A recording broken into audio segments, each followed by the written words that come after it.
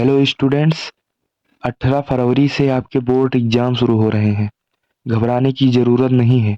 मैं आपके लिए क्लास 10th इंग्लिश के पोयम डस्ट ऑफ स्नो का सेंट्रल आइडिया बिल्कुल ही आसान एवं सरल भाषा में लेकर आया हूँ।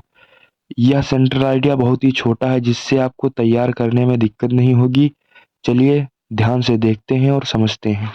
तो चलिए देखते हैं इसकी central idea.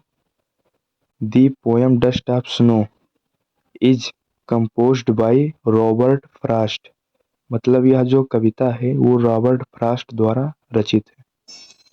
In this poem the poet was in sad mood. मतलब इस कविता में कवि जो है वो बहुत उदास है। इट हैड बीन स्नोइंग, और बर्फबारी भी हो रही है, यानी ठंडी का महीना है। सून ये क्रो केम, इसका मतलब ये है कि जो कवि है वो उदास मन से बाहर आता है और एक हेमलॉक ट्री के पेड़ के नीचे आके बैठ जाता है, और ठंडी के कारण बर्फबारी हो रही है और उस पेड़ पर एक कौवा आकर बैठता है।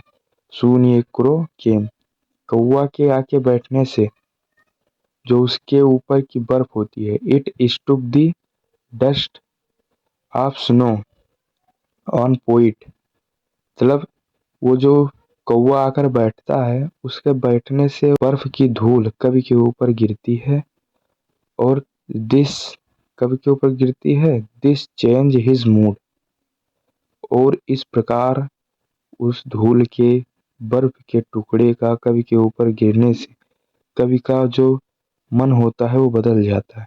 It represent a moment that some simple but has large significance. यह एक ऐसे क्षण को दर्शाती है जो सरल होते हुए भी, मतलब जो सरल होते हुए भी बहुत महत्व रखती है। In our life we face both sorrow and happiness. हम अपने जीवन में सुख और दुख दोनों का सामना करते हैं, इसलिए everyone should be hopeful for betterment. हमें हर परिस्थिति के लिए आशा रखनी चाहिए और तत्पर रहना चाहिए। तो आई होप आप लोग को यह वीडियो समझ में आ गया होगा।